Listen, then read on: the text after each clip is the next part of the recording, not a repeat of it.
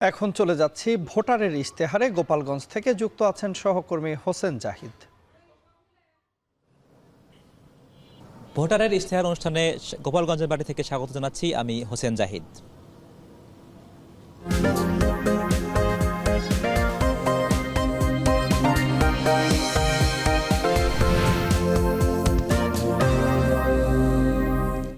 ভিন্ন এক প্রেক্ষাপট, ভিন্ন এক রাজনৈতিক বাস্তবতায় আমরা দাঁড়িয়ে আছি। ঠিক এক মাসেরও কম সময়ের পরে জাতীয় নির্বাচন এবং গণভোট অনুষ্ঠিত হতে যাচ্ছে।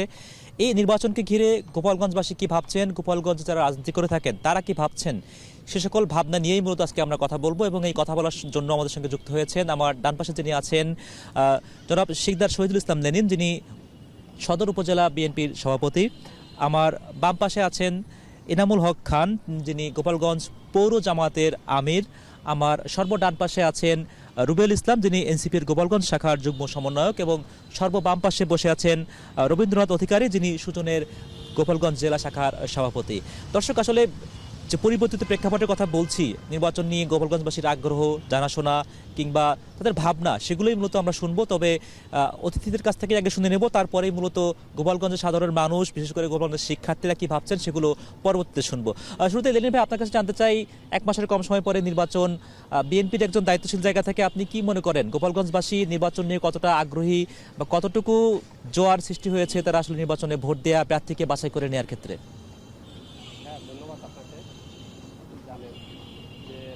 আপনি জানেন যে রাজনৈতিক বাস্তবতায় গোপালগঞ্জ বিষয়টা একটু ভিন্ন। গোপালগঞ্জের বিগত দিনে স্বাধীনতার পরবর্তীতে কখনোই গোপালগঞ্জে সুষ্ঠু নির্বাচন হয়নি। তাই গোপালগঞ্জের মানুষ আগামী 12ই ফেব্রুয়ারিতে যে নির্বাচন হবে, সকলেই অধীর আগ্রহে অপেক্ষা করছে যে তাদের পবিত্র আমানত, তাদের নাগরিক অধিকারটা অর্পণ করার জন্য। কিন্তু কিছুটা শঙ্কা তো থেকেই যাচ্ছে। জানেন যে 5ই আগস্ট পরবর্তী দেশের যে পুনঃস্বাধীনতা ছাত্র জনতার আন্দোলনের মাধ্যমে, তারপরেও গোপালগঞ্জ কিন্তু সেই স্বাধীনতার অংশ হতে পারেনি। আপনারা জানেন যে ঘোনাপাড়ায় একটি অনাকাঙ্ক্ষিত ঘটনা, আমাদের স্বেচ্ছাসেবক দল কেন্দ্রীয় কমিটির দিদারুল ইসলামকে হত্যা করা হয়েছে, দেশপ্রেমিক সেনাবাহিনীর গাড়িতে হামলা করা হয়েছে, তাদের আহত করা হয়েছে। তাই সংখ্যাটা থেকেই যাচ্ছে। যেহেতু গোপালগঞ্জ তো এই সংখ্যায় আসলে ভোটাররাও কি একটু ভীত সন্ত্রস্ত হতে পারে না এই সংখ্যা যদি থেকে থাকে নির্বাচনের সময়?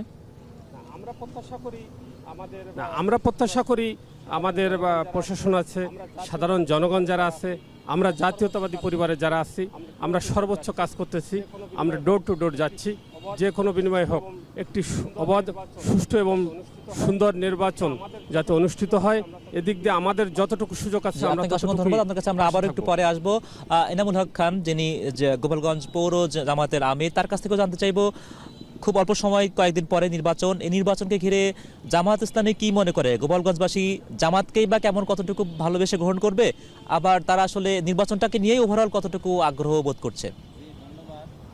আমরা দীর্ঘ অনেক দিন পরে একটা নির্বাচনে আমেজ, উৎসবমুখর আমেজ আমরা মানুষের মাঝে লক্ষ্য করতেছি। আমাদের লেলিন ভাই যথার্থই বলেছেন যে দীর্ঘদিন মানুষের ভিতরে নির্বাচনের এই আমেজটা ছিল না। বিশেষ করে আমাদের গোপালগঞ্জের এই এলাকার মানুষ নির্বাচনের এই উৎসবমুখর পরিবেশ তারা পায়নি। দীর্ঘদিন পরে হলেও আপনার আমাদের দেশের অসংখ্য মানুষের রক্ত এবং আত্মত্যাগের বিনিময়ে আমরা আজকে একটা সুযোগ পেতে যাচ্ছি। এজন্য আমার দৃষ্টিতে আমাদের এই গোপালগঞ্জ এলাকার সাধারণ মানুষের ভিতরে একটা উৎসবমুখর পরিবেশ আমেজ লক্ষ্য করা যাচ্ছে। তারা উৎসবমুখর পরিবেশে এই ভোটে অংশগ্রহণ করবে বলে আমি আশা করি। সেক্ষেত্রে জামাত ইসলামীকে বেছে নেওয়ার ক্ষেত্রে ভোটাররা কেমন প্রায়োরিটি দেবে? Amrapali fruit syrup, real magic in every drop. Bangladesh Jamaat Islami আপনারা জানেন যে জন্মলগ্ন থেকেই মানুষের সেবায়, মানবতার কল্যাণে কাজ করে যাচ্ছে। মানুষের জীবনযাত্রার মান উন্নয়নে জামাত ইসলামী বিভিন্ন পদক্ষেপ গ্রহণ করেছে। জামাত ইসলামী চায় যে এই বাংলাদেশের প্রত্যেকটা মানুষ সুখে শান্তিতে নিরাপদে বসবাস করুক, সেই লক্ষ্যে জামাত ইসলামী কাজ করে যাচ্ছে। এজন্যই বাংলাদেশ জামাত ইসলামীকে আমরা মনে করি যে মানুষ এবারে বেছে নেবে।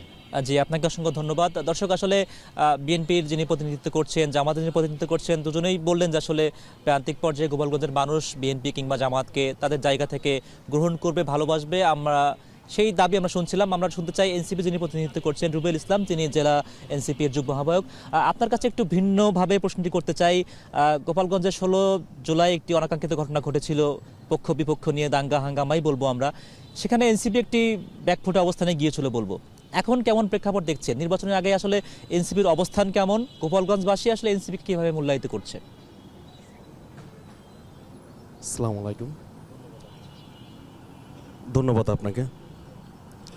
16 তারিখে যে অনাকাঙ্ক্ষিত ঘটনা, এই ঘটনাকে খুব মর্মাহত, প্রতিটা মানুষই ভীত সংকোচ বোধ করছে।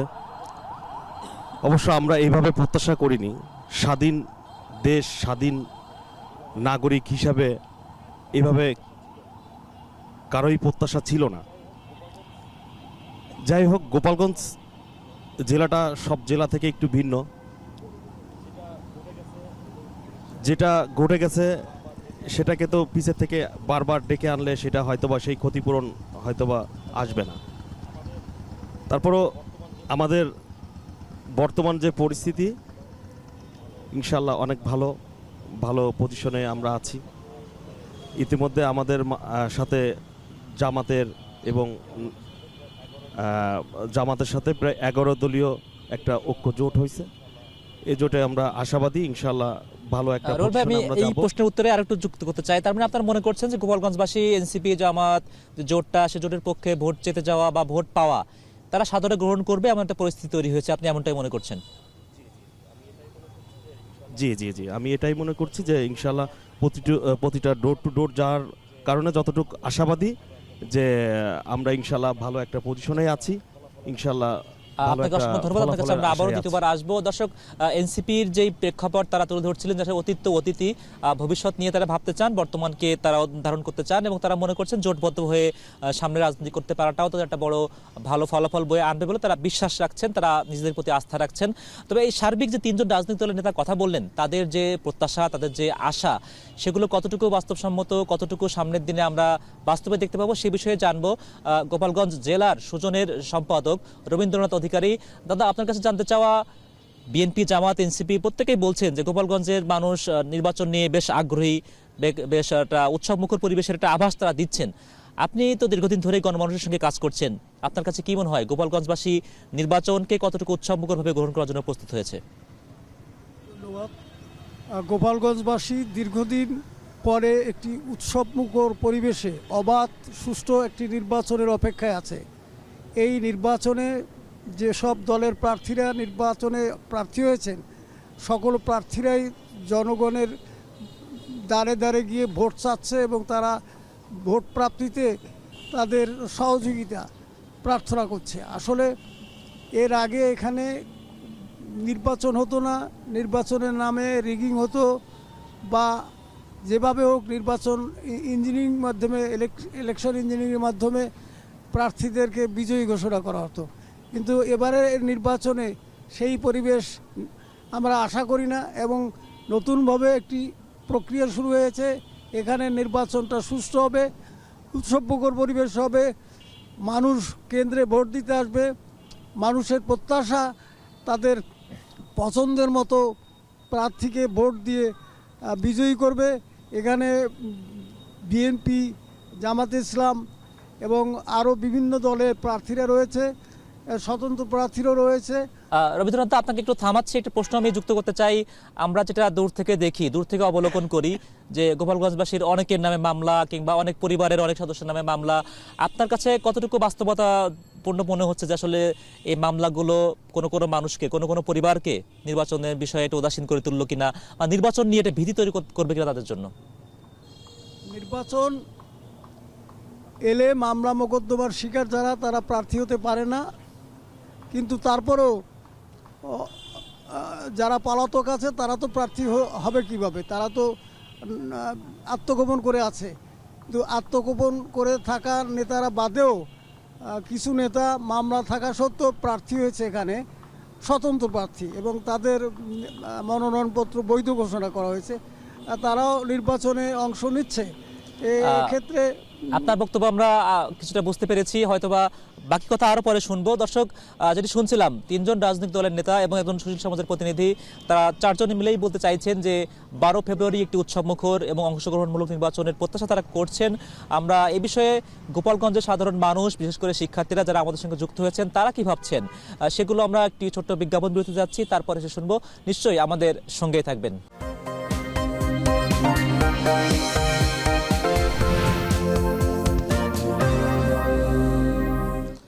ঠিক সন্ধ্যা নামার আগে প্রকৃতি শীতকালে ঠিক মায়াময় হয়ে ওঠে। গোপালগঞ্জের প্রকৃতি তেমনই দেখছি। গোপালগঞ্জে যারা রাজনীতি করে থাকেন এবং সুশীল সমাজের প্রতিনিধিত্ব করে থাকেন, তাদের বক্তব্য শুনেও মনে হচ্ছে একটি মায়াময় পরিস্থিতি বিরাজ করছে। একই চিন্তা ভাবনা করছেন কিনা গোপালগঞ্জবাসী, সেটি আমরা একটু জানার পালা। চলুন না, দর্শকরা যারা আছেন আমাদের সঙ্গে যুক্ত, তাদের সঙ্গে একটু কথা বলে দেখি তারা কি ভাবছেন এবং রাজনীতি নিয়ে বা নির্বাচন পরিবেশ নিয়ে তিনি কি ভাবছেন। আপনার কাছে কি মনে হচ্ছে আসলে নির্বাচন কেন্দ্রিক গোপালগঞ্জবাসীর এই মুহূর্তে ভাবনাটা কি আসলে? গোপালগঞ্জের মানুষ শান্তিপ্রিয় মানুষ, কিন্তু কিছু কিছু দুর্ব্যবস্থাপনা আছে। যেমন গোপালগঞ্জের সমস্যার কথা বলতে গেলে হাসপাতালের অব্যবস্থাপনার যে ব্যাপারটা আছে, মানুষের নাগরিক স্বাস্থ্য সেবা দেওয়ার যে প্রয়াসটা নিয়ে তারা সেখানে দুর্বল। আমি চাই আগামী দিনে যারা জনগণের সমর্থন নিয়ে গোপালগঞ্জের পরিচালনায় বা রাষ্ট্র পরিচালনায় ভূমিকা রাখবে, তারা যেন স্বাস্থ্য বিষয়টা, হসপিটালের যে হসপিটালাইজেশন যে ব্যাপারটা, সেটির উন্নয়ন ঘটাবে। আমরা খুব সংক্ষেপে প্রশ্নটা নিচ্ছি। এবং যেমন আপনার নির্বাচন অফিসে ভোটার তালিকায় কিছু অনিয়ম, এখানে গেলে আমাদের বিভিন্ন ধরনের হেনস্থা হইতে হয়। আমরা সময় সংক্ষেপের কারণে আমরা দুটি প্রশ্ন নিচ্ছি। আপনার নির্বাচন কমিশনের যে কার্যালয়ের কথা বললেন, একই সঙ্গে স্বাস্থ্য খাত, এই আমরা তো দূর থেকে মনে করি যে গোপালগঞ্জ অনেক উন্নত, গোপালগঞ্জের নাগরিক সেবা অনেক উন্নত। আপনি কি মনে করেন গোপালগঞ্জবাসীর আসলে কোনো সমস্যা আছে কিনা, থাকলে সেগুলো কি? গোপালগঞ্জবাসী আসলে দূর থেকে অনেক উন্নত দেখা যায়। এখানে অবকাঠামোগত উন্নত হয়েছে। বাস্তবিকতায় অবকাঠামোর ভিতরে যে উন্নতটা থাকার দরকার, উন্নয়ন হওয়ার দরকার, সেই উন্নত এখানে নাই, সেই উন্নয়ন এখানে হয় নাই। আমাদের এখানে বেকারত্ব সমস্যা আছে। আমাদের মেডিকেল কলেজ হাসপাতাল আছে, সেখানে 500 শয্যা বিশিষ্ট হাসপাতাল, এখানে আছে 250 শয্যা বিশিষ্ট হাসপাতাল, কিন্তু এখানে কোনো পরীক্ষা নিরীক্ষার সুব্যবস্থা নেই। আমরা স্বাস্থ্যগত খাতে নিয়ে আপনার অভিযোগটা আমরা শুনলাম। দর্শক, দুই ক্ষেত্রেই আমরা দেখলাম যে আসলে গোপালগঞ্জের উন্নয়ন যেটিকে বলা হয়ে থাকে, দর্শকদেরই দাবি কিছু কিছু ক্ষেত্রে আসলে এটিকে বাড়িয়ে বলা হয়, অতিরঞ্জিত করা হয়। বাস্তবতা কেমন এবং এই যে অভিযোগগুলো, সেগুলো সমাধানের ক্ষেত্রে রাজনৈতিক দলগুলোর আসলে কি করণীয় আছে, সেগুলোই শুনবো। শুরুতেই লেনিন ভাই, আপনাকে দিয়ে শুরু করতে চাই। দুই পক্ষ থেকেই প্রশ্ন এসেছে। স্বাস্থ্য খাত, গোপালগঞ্জের স্বাস্থ্য খাতের যে দুরবস্থা, তারা বলছেন নাগরিক সেবা পেতে অনেক ক্ষেত্রে বাধাগ্রস্ত হয়। বিএনপির পক্ষ থেকে যদি এই 3টে আসনের মধ্যে কোনো আসনে কিংবা সবগুলো আসনেই এমপি হতে পারে, আপনার কাছে কি মনে হয় বিএনপির প্রতিনিধিরা কি আসলে এই সমস্যাগুলো দূর করতে পারবে? হ্যাঁ, ধন্যবাদ। অবশ্যই আসলে একটা কথা বলতে হয়, আমরা পিছনের দিকে ফিরতে চাই না। তারপরেও জানেন যে গোপালগঞ্জ শহরটা আসলে বাইরের থেকে মানুষ যা মনে করে আসলে তেমন না। অপরিকল্পিতভাবে গোপালগঞ্জ শহরে পরিকল্পনাহীনভাবে এগোচ্ছে, যা কিন্তু আমরা চাই সামনের দিকে আমাদের গোপালগঞ্জ 1, 2 এবং 3, জানেন যে আমাদের সেন্ট্রাল নেতা সেলিমুজ্জামান সেলিম, 2-এ ডাক্তার KM বাবর, 3-এ স্বেচ্ছাসেবক দল কেন্দ্রীয় কমিটির সভাপতি SM জিলানী ভাই প্রার্থী হয়েছেন। আমাদের সদর আসনে যিনি প্রার্থী হয়েছেন ডাক্তার KM বাবর, তিনি ড্যাব কেন্দ্রীয় নির্বাহী কমিটির তথ্য ও গবেষণা বিষয়ক সম্পাদক। আমরা আমাদের যে নির্বাচনী প্রতিশ্রুতি, আমাদের প্রার্থী প্রতিটা জনসভাতেই বলতেছেন তিনি বিশেষ করে স্বাস্থ্যসেবাটাকে তিনি অগ্রাধিকার দিবেন, যেহেতু তিনি একজন পেশায় চিকিৎসক। আমাদের গোপালগঞ্জে মানুষ কোনো রকমের একটু সমস্যা হলেই খুলনায় রেফার করে, আপনার ঢাকায় করে। তা আমাদের প্রার্থীর প্রথম ইয়ারটাই হচ্ছে যে একটার পরে আপনার কোনো যত বড়ই সমস্যা হোক না কেন, কোনো অপারেশন হয় না। তাই 24 ঘন্টায় এখানে যাতে অপারেশন হয় উনি সেই ব্যবস্থা করবেন, এবং যাতে খুব সমস্যা না হলে ছোটোখাটো কোনো বিষয়ে যাতে ঢাকা খুলনার মতো জায়গায় রোগীদের রিপোর্ট না করে, আপনারা বিশেষ নজর দিবেন। যে সংকটটি তৈরি হয়েছে, দর্শকরা অভিযোগ করছেন, সেই সমাধানে আপনারা কাজ করবেন।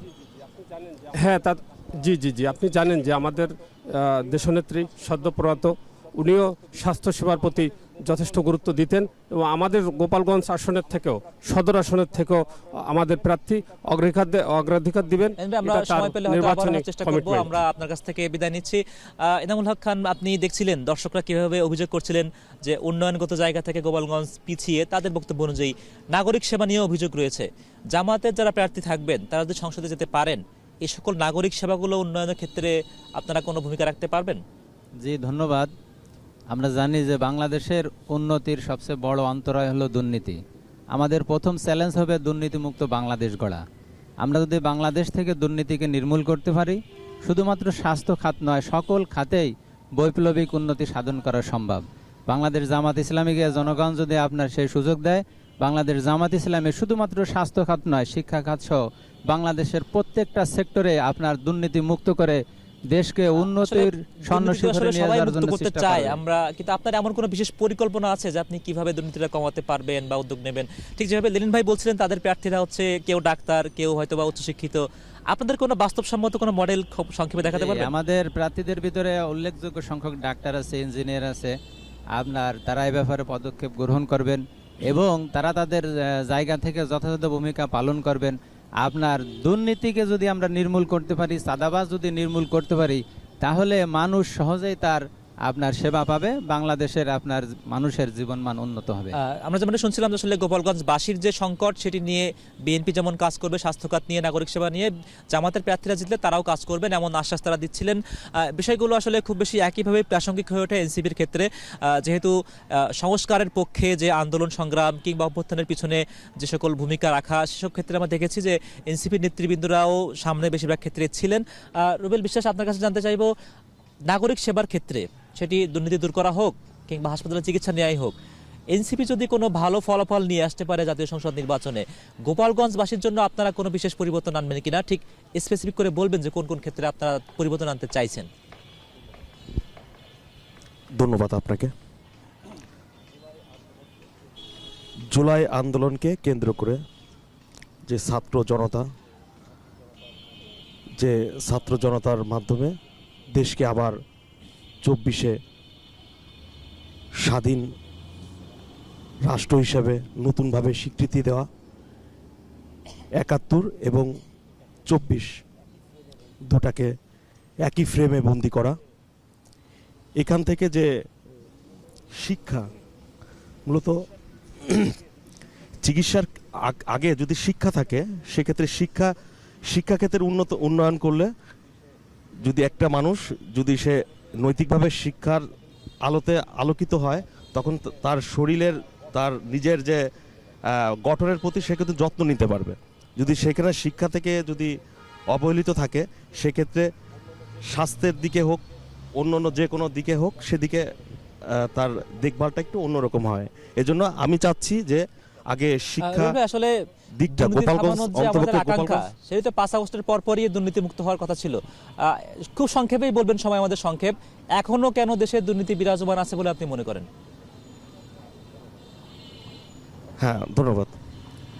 অবশ্যই এখনো মানুষ যারা দুর্নীতি, চাঁদাবাজ, দেশে এখনো অনেক চাঁদাবাজ, দুর্নীতিবাজ এখনো মানুষ আছে যারা এখনো সমাজের ভিতরে ঘোরাফেরা করতেছে। তাদের এখনো আইনের আওতায় আনা হয়নি। এখনো স্বৈরাচারী যাদের আশ্রয় দিচ্ছে, এই আশ্রয় দেওয়ার কারণে হচ্ছে দুর্নীতিটা দেশে এখনো আমরা অনুধাবন করতে পারছি। আপনি আসলে পদক্ষেপ নেওয়ার কারণে দুর্নীতি এখনো বিরাজমান আছে এবং এনসিপি জামাত যদি ভালো কিছু ফলাফল নিয়ে আসতে পারে আপনারা কাজ করবেন। আপনাকে অসংখ্য ধন্যবাদ যুক্ত হওয়ার জন্য। দর্শক, আসলে 3 জন রাজনৈতিক দলের নেতারাই দুর্নীতি দূর করা এবং জনগণের যে সেবাগুলো রয়েছে, নাগরিক সেবা, সেগুলো দূর করার জন্য প্রতিশ্রুতি দিচ্ছেন। কতটুকু আসলে মডেলগুলো বাস্তবসম্মত সেটি আমরা শুনবো। রবীন্দ্রনাথ অধিকারী, যিনি সুজনের জেলা সম্পাদক গোপালগঞ্জ জেলা শাখার। দাদা, আসলে আপনি কিভাবে মনে করছেন আসলে এই রাজনৈতিক যে প্রতিশ্রুতিগুলো শুনছি নাগরিক সেবা দেওয়ার ক্ষেত্রে, এগুলো বাস্তবে মাঠ পর্যায়ে কতটুকু প্রয়োগ করা সম্ভব? একজন প্রার্থীর যদি সদিচ্ছা এবং একজন প্রার্থীর যদি জনসেবা ও জনকল্যাণে নিবেদিত হওয়ার ইচ্ছা থাকে, তাহলে সে সৎভাবেই রাজনীতি করে সমাজটাকে দুর্নীতিমুক্ত করার চেষ্টা করে সফল হতে পারেন।